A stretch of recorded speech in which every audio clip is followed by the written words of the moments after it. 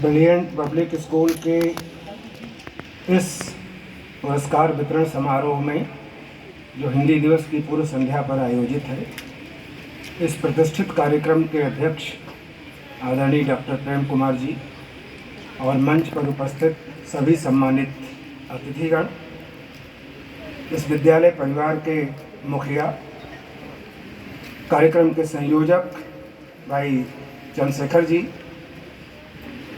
बहुत ही प्रतिष्ठित विद्यालय के सभी प्रतिष्ठित शिक्षक साथियों और प्यारे विद्यार्थी मित्रों, बहुत संक्षेप में हमारी बात प्राचार्य जी से हो रही थी इस विद्यालय के विद्यार्थियों की उपलब्धियों के बारे में। और जैसे कहते हैं ना कि जो पहला स्टेप होता है वहीं से ये पता लग जाता है कि आगे क्या होना है। तो उस पहले ही चरण में जो अनुमान मुझे लगा कि मैं देख रहा हूँ कि आधे से कम विद्यार्थी पुरस्कार पा चुके हैं और उससे ज़्यादा अभी पुरस्कार पाने हैं। एक साथ इतने अधिक प्रतिभावान विद्यार्थी ब्रिलियंट पब्लिक स्कूल में ही हो सकते हैं। कि ब्रिलियंट पब्लिक स्कूल के ब्रिलियंट और होनहार विद्यार्थी मित्रों, मैं आप सभी को बहुत बहुत शुभकामनाएं और आशीर्वाद देता हूं।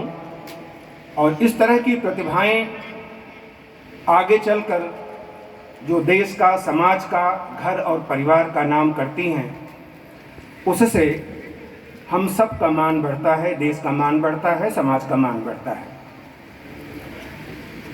हम लोग शिक्षा से जुड़े हुए हैं और शिक्षा के इस मंदिर में या प्रांगण में जो लहलहाती हुई फसल हमें मिलती है, तो मैं कह सकता हूँ कि जैसे अगर एक बाग में एक माली 1000 पौधे लगाए और उन 1000 पौधों में किसी एक पौधे में फूल निकल आए, तो ये कोई नहीं कहेगा कि माली बहुत कुशल है, क्योंकि 999 जो पौधे हैं वो इस बात की गवाही दे रहे हैं कि माली ने कुशलतापूर्वक अपना कार्य नहीं किया है।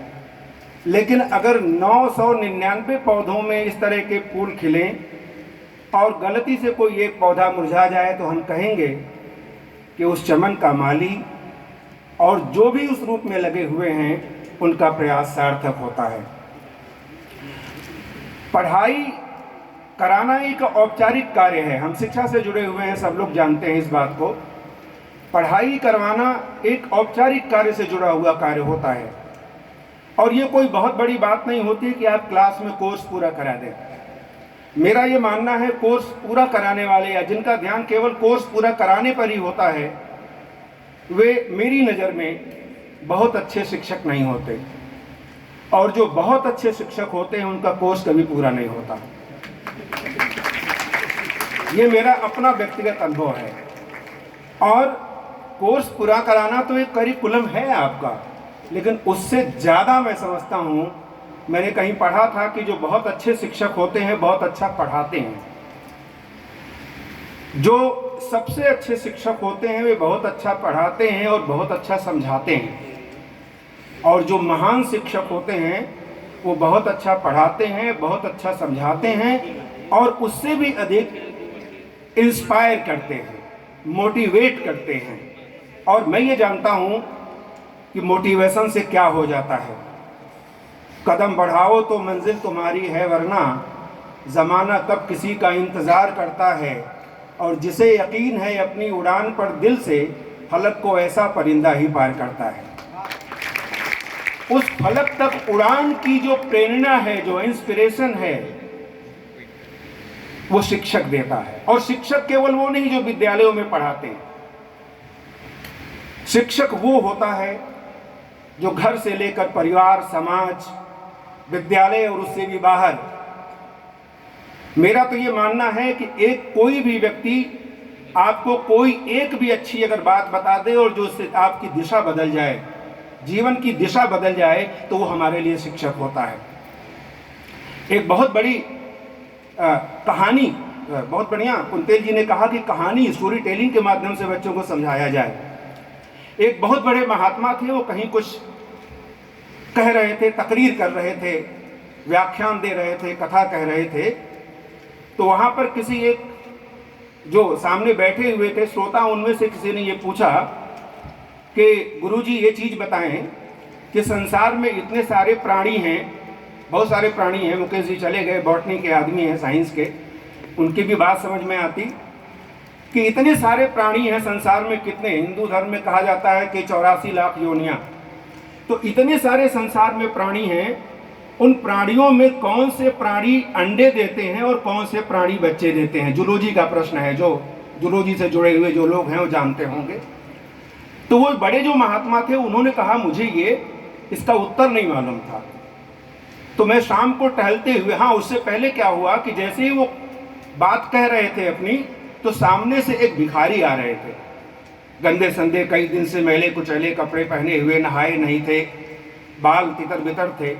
उनको देखते ही वो महात्मा उठे और उन्होंने प्रणाम किया।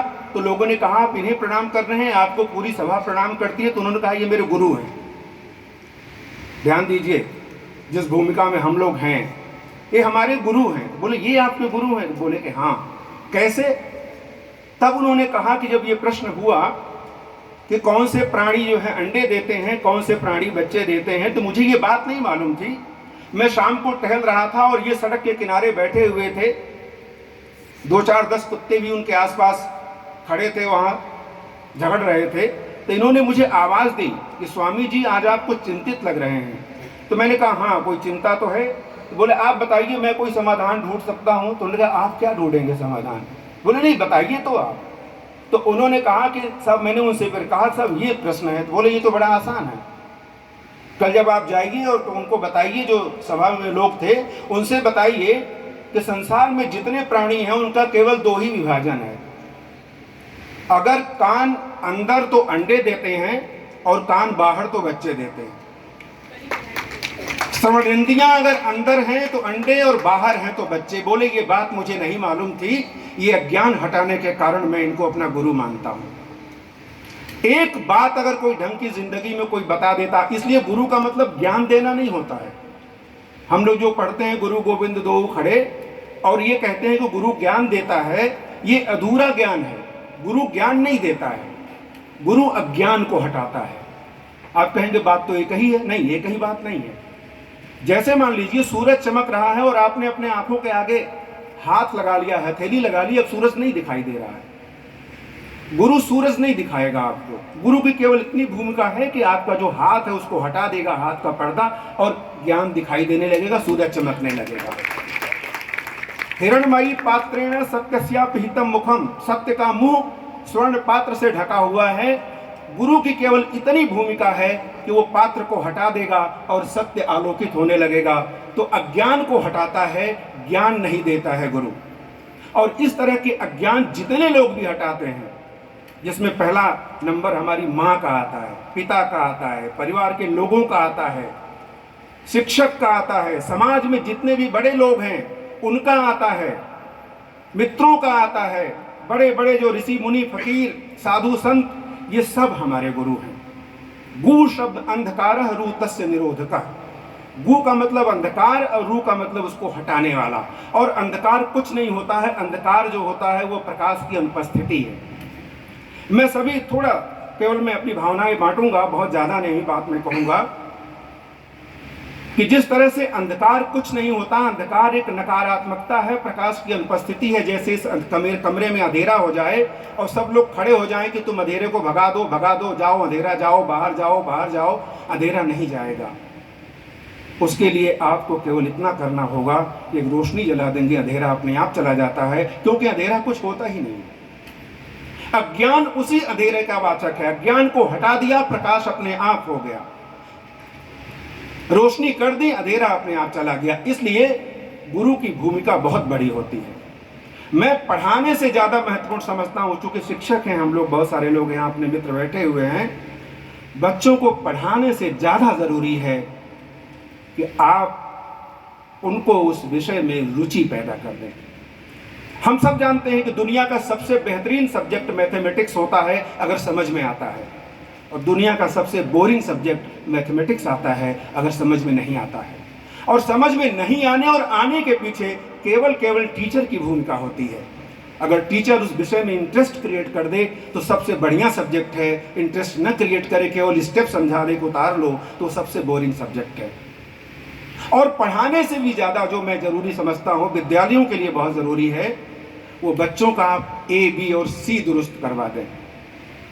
ए एटीट्यूड, बी बिहेवियर और सी उसका कैरेक्टर। ए एटीट्यूड, तुम कर ही नहीं सकते, नहीं तुम कर सकते हो, तुम में वो क्षमता है कि तुम ये बात कर सकते हो।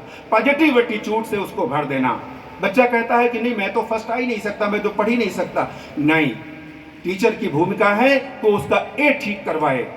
और ए ठीक कराने के लिए ये बिल्कुल फिर जरूरी बात है कि उसको नकारात्मक शिक्षा से दूर रखा जाए। नई शिक्षा पद्धति में भी ये बात आई है कि बच्चों को नकारात्मकता से दूर रखिए। आप ये मत कहिए उसे कि ये नहीं करो, ये नहीं करो, ये नहीं करो। 10 कामों की लिस्ट होती है कि तुम्हें ये नहीं करना, तुम्हें ये नहीं करना, तुम्हें यूनिफॉर्म गंदी नहीं करनी है, तुमको जूता जैसा पॉलिश दिया रहा घर से वैसे ही करना है, मोजा नहीं निकालना है, उस बच्चे से बात नहीं करनी है, उसके साथ टिफिन नहीं शेयर करनी है। जितनी बात नहीं की गई है बच्चा वही करता है। एक सीरियल आता था जी हॉरर शो। जब जी हॉरर शो 10 बजे रात में शुरू होता था, शुरू होने से पहले उसके नीचे लिखा हुआ था कि children below 18 years are not allowed to see this serial. Director ने अपना काम कर दिया। अगर वो नहीं लिखता तो कोई बात नहीं, लिखने से ये हुआ कि बच्चे जरूर देखेंगे उसको। और जब सर्वे आया था 3 साल बाद तो ये हुआ कि 18% व्यूअर जो थे उसके बिलो 18 ईयर्स थे। 80%। इसका मतलब ये हुआ कि हम जिसे मना करते हैं विद्यार्थी वो करता है, बच्चा वो करता है। इसलिए कहा जाता है कि बच्चे को बहुत सलीके से समझाना होगा। एक पत्थर की भी तकदीर संवर जाती है, शर्त यह है कि सलीके से तराशा जाए।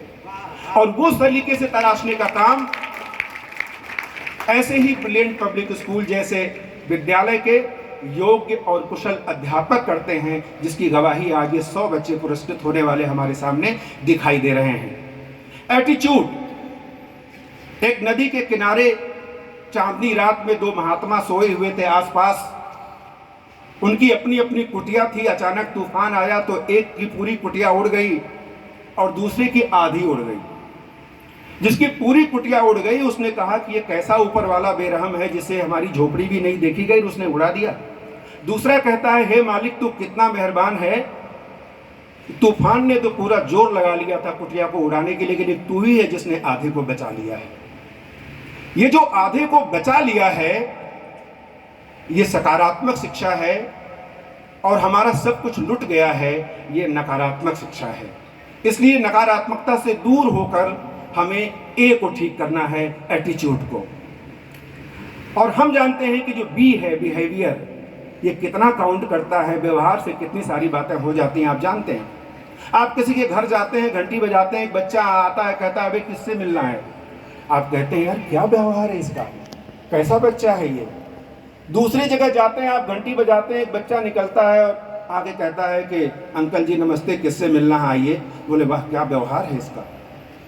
वो जो बी है वो बहुत ज़रूरी है ठीक होना। और सी पे मैं ज़्यादा जोर देता हूँ। सी का मतलब होता है कैरेक्टर। और कैरेक्टर किससे बनता है? आपका जो चतुर्दिक विकास है, जो ऑलराउंड डेवलपमेंट है, वो आपके सी को, यानी सी ही आपकी पर्सनालिटी है। जो लाइफ की स्किल है उसको समझने में सी बड़े काम का फार्मूला है। सी आपका उठना, आपका बोलना, आपका चलना, आपका हाथ मिलाना, ये सब कुछ आपका सी है।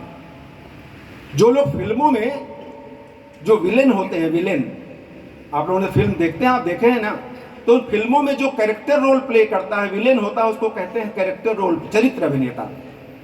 हीरो से अलग होता है, चरित्र अभिनेता उसका नाम होता है। वो क्या करता है, आप कैसे समझ जाते हैं कि विलेन है? उसके बोलने से। आएगा पान खाता हुआ, 3 बटन शर्ट का खुला हुआ, हाथ में चाकू घुमाता हुआ, क्या बोलेगा, अपन को फालतू बात नहीं गमैला है साहब को टुकड़ा मार के पानी देने का। आप कह देंगे ये विलेन है। किससे समझा आपने? उसके बोलने से। मैं सुन रहा था इस पहली क्लास के बच्चे को जिस तरह से बोल रहा था, ये बहुत बड़ा संस्कार है। अगर सी के लिए हमने अपने अपने बच्चों का, अपने विद्यार्थियों का सी ठीक करवाना है तो सबसे पहले उसको बोलने का संस्कार देना होगा। ये बोलना आपकी आइडेंटिटी है, बोलना आपकी पहचान है। आप किसी मार्केट में जा रहे हैं, एक आदमी आपसे टकरा जाता है, आप कहते हैं भाई आपको चोट तो नहीं लगी? बोला चोट की बात ऐसी तैसी, तूने मुझे धक्का क्यों मारा? तो आप कहेंगे यार आप रिक्शे वालों की भाषा क्यों बोल रहे हैं। थोड़ी देर और चले, आप एक व्यक्ति मिला, उससे आप टकराए, वो आपको लगातार 1 मिनट में 10-12 गालियां दे दी। आपने सोचा शायद ये पुलिस वाला होगा। थोड़ी दूर और आगे आप चलते हैं, एक आदमी ऐसे ही मिलता है, टकराता है और इसी तरह की बात करता है, तो आप कहते हैं लगता है ये ट्रक ड्राइवर या कंडक्टर होगा। और आगे बढ़ने पर एक ऐसे व्यक्ति मिलते हैं, उनसे आप टकराए, वो कहते हैं मान्यवर आपको चोट तो नहीं लगी? आपको कहाँ जाना है, मैं छोड़ दूं? आप कहते हैं लगता है कहीं अध्यापक हैं ये। और थोड़ी दूर आप जाते हैं, एक महिला मिलती है, वो इतनी बुरी तरह से चिढ़ाते हुए बात करती हैं कि चलो आगे बढ़ो, अपना काम करो। आप कहते हैं लगता है कहीं हॉस्पिटल में नर्स है। कुछ कहा नहीं, केवल बोला, और बोलने से आपने ये पता लगा लिया कि ये पुलिस वाला है, ये रिक्शे वाला है, ये तांगे वाला है, ये अध्यापक है, ये नर्स है। ये आपका बोलना है। इसलिए पहला जो स्टेप है, संस्कार है, वो बोलने का है। एक कहानी सुनाता हूं, उस कहानी के बाद ही मेरी बात खत्म हो जाएगी। एक जंगल में 3 आदमी जाते हैं, राजा, उसके मंत्री, सिपाही और उसका नौकर। राजा, सिपाही और नौकर तीनों जाते हैं जंगल में शिकार खेलने। शिकार खेलते खेलते वो तीनों एक दूसरे से बिछड़ जाते हैं, और बिछड़ने के बाद वो एक चौराहे पर पहुंचते हैं। बच्चों कहानी ध्यान से सुनिएगा। वो एक चौराहे पर पहुंचते हैं जहां एक व्यक्ति बैठा हुआ है जो ब्लाइंड है, जो देख नहीं सकता, सुन सकता है। ध्यान रहे, ब्लाइंड को अंधा नहीं कहते। अंधे के लिए हमारे यहाँ हिंदी में शब्द है प्रज्ञा चक्षु, कि जिसके ज्ञान के नेत्र खुले हुए हों और बाहरी नेत्र बंद हों, क्योंकि देखने का काम बाहरी नेत्र नहीं करते हैं, ज्ञान की आंखें करती हैं। अगर आपको यकीन ना हो तो ताजमहल में चले जाइए, आपको 10-20 ब्लाइंड मैन मिल जाएंगे देखते हुए। अगर आंखें ही देखती हैं तो वो वहाँ क्या कर रहे हैं? तो आप लाल किला चले जाइए, दीवाने खास दीवाने आम में आपको 4-5 ब्लाइंड मिल जाएंगे देखते हुए। इसका मतलब देखने का काम आंखें नहीं करती हैं, मन की आंखें करती हैं। प्रज्ञा चक्षु, इसलिए धृतराष्ट्र का एक नाम प्रज्ञा चक्षु भी है। उस चौराहे पर सबसे पहले सर्वेंट आता है, नौकर आता है राजा का। आते ही वो कहता है अबे ओ अंधे, इधर से हमारा शिकार गया है, तुमने देखा है क्या? बातों को ध्यान से सुनिए। उसने कहा कि तुमने देखा है क्या, हमारा शिकार इधर से गया है? तो उसने कहा कि नहीं सिपाही जी, हमने आपका कोई शिकार नहीं देखा। उसने भी उसी बड़े आत्मविश्वास से कहा कि नहीं सिपाही जी, हमने आपका कोई शिकार नहीं देखा। वो चौंक गया, ये तो देख नहीं सकता, ये कैसे समझ लिया कि मैं सिपाही हूं? थोड़ी देर बाद मंत्री आए। मंत्री ने कहा वो सूरदास, इधर से कोई हमारा शिकार गया हो, तुम्हें आहट हो तो बताओ। उसने कहा मंत्री जी, आपका कोई शिकार इधर से नहीं गया है। वो भी चौंका, भाई ये मंत्री कैसे मुझे पहचान रहा है? And the lastly the king came, last में राजा आता है। राजा ने कहा कि हे सूरदास, हम लोग शिकार खेलने निकले थे और हमारा शिकार कहीं खो गया है, अगर आपको कोई आहट हो तो बताइए। तो उसने कहा कि राजा जी, हम आपकी रियाया हैं, हम आपकी प्रजा हैं, आपको बताना हमारा फर्ज है, आपका सहयोग करना हमारा दायित्व है। लेकिन सबसे पहले आपका सिपाही आया था, उसको मैंने मना किया। आपका मंत्री आया, मैंने भी उसको भी मैंने मना किया। लेकिन जब अंत में आप आए हैं तो आपको बताना हमारा दायित्व है। राजा ने कहा सूरदास जी, वो बात तो ठीक है, लेकिन आप ये कैसे जान गए कि मैं राजा हूं? सूरदास ने जो बात कही बहुत मार्के की बात है, और हमारे सी का बहुत महत्वपूर्ण पॉइंट है। सूरदास ने कहा कि हुजूर, जब आदमी बोलता है तो उसका संस्कार बोलता है, जब आदमी बोलता है तो उसका परिवार बोलता है, जब आदमी बोलता है तो उसके शिक्षक बोलते हैं, जब आदमी बोलता है तो उसका संस्कार के साथ साथ उसका पूरा परिवेश बोलता है, उसका खानदान बोलता है। जो पहला आदमी आया उसने कहा अबे ओ अंधे, तो मैं समझ गया ये नौकरों की भाषा है, ये सिपाही होगा। दूसरा आदमी जो आया, ऐसा लगा कि वो बताना मेरा फर्ज है, मैं उसकी रियाया हूं, ऐसा लग रहा था कि उसमें शासन की बू आ रही थी, मैं समझ गया ये मंत्री है। लेकिन अंत में जो आया व्यक्ति, उसने इतनी विनम्रता से अपनी बात कही, तो मैं समझ गया इतनी विनम्रता तो एक राजा में होती है, इतनी विनम्रता एक राजा में हो सकती है। इसलिए मेरे प्यारे विद्यार्थी मित्रों और शिक्षक साथियों, आदमी के बोलने से उसके स्तर का पता लगता है। सिपाही, मंत्री और राजा की पहचान होती है। व्यक्ति की पहली आइडेंटिटी इसकी सी में उसका बोलना है, इसलिए बोलने से आप पता लगा लेते हैं ये व्यक्ति कैसा है। अगर शिक्षक के रूप में, गुरु के रूप में, अध्यापक के रूप में हमने केवल बोलने का संस्कार दे दिया है तो सी का 50% काम पूरा हो जाता है। और बाकी में मैं आपको उदाहरण दूं, उस उदाहरण से मेरी बात समाप्त होगी। दो बड़े कैरेक्टर हैं भारतीय संस्कृति के, राम और रावण। अगर मैं दोनों में अंतर पूछूं तो शायद हम नहीं अंतर बता पाएंगे। हम ये कह देंगे कि सारी बातों के बावजूद रावण इतना ज्ञानी था, इतना पंडित था, इतना विद्वान था, इतना अमीर था, उसके सामने राम की क्या हैसियत थी। लेकिन राम राम थे, तो क्या फर्क था? वो सोने की लंका है उसके पास एक ऐसा विमान है जिसमें एक सीट हमेशा खाली रहती है, उसका प्रभाव है कि वो सारे देवताओं को भी अपने कब्जे में रख लेता है। तो ऐसा व्यक्ति राम से कैसे पराजित हो जाता है? जब वो अंतिम समय में मरण शैया पे पड़ा हुआ था तो राम ने से पूछा, ये बताइए कि आप किसी भी मामले में हमसे आगे नहीं। रावण कह रहा है, ये मैं नहीं कह रहा हूँ, रावण ये कह रहा है कि बल वैभव में अपने में तुमसे देखी अधिकाई है, कारण क्या श्री राम समर में विजय आपने पाई है। मैं ये नहीं समझ पाया कि आप कैसे जीत गए। मेरे पास सोने की लंका है, आपने कभी जिंदगी में कुछ बनाई तो कुटी बनाई। तब राम ने यह कहा कि रावण तुम बड़े ज्ञानी हो, तुम ही बता दो कि हम तुमसे क्यों जीते। तो रावण ने जो बात कही है, बड़ी मार्के की बात कही। रावण ने कहा, हे प्रभु, हमारे और आपके चरित्र में जमीन और आसमान का अंतर है, हमारे और आपके चरित्र में पूरब और पश्चिम का अंतर है। एक मेरा चरित्र है कि मैंने अपने भाई को लात मार कर अपनी सभा से निकाल दी, एक आपका चरित्र है कि आपने अपने भाई को साम्राज्य दे करके स्वयं को वनवासी बना लिया। एक आपका चरित्र है, एक मेरा चरित्र है कि मुझे मंदोदरी ने कहा कि मैं आपसे बैर न करूं, लेकिन मैंने उसकी बात नहीं मानी। लेकिन आप ये जानते हुए कि सोने का मृग नहीं होता, आपने सीता की बात मान ली। सत्यसंध प्रभुवद करे ही आनो चर्म कहत बेदे ही, और आप पत्नी की बात को मानकर चले गए, क्योंकि ये भारतीय संस्कार है हमारा। अगर पति को फर्ज है कि वो पत्नी की बात माने, पत्नी को फर्ज है कि वो पति की बात माने, तो आपने इस संस्कार को पूर्ति करने के लिए आपने उसकी बात मान ली। ये मेरा चरित्र है।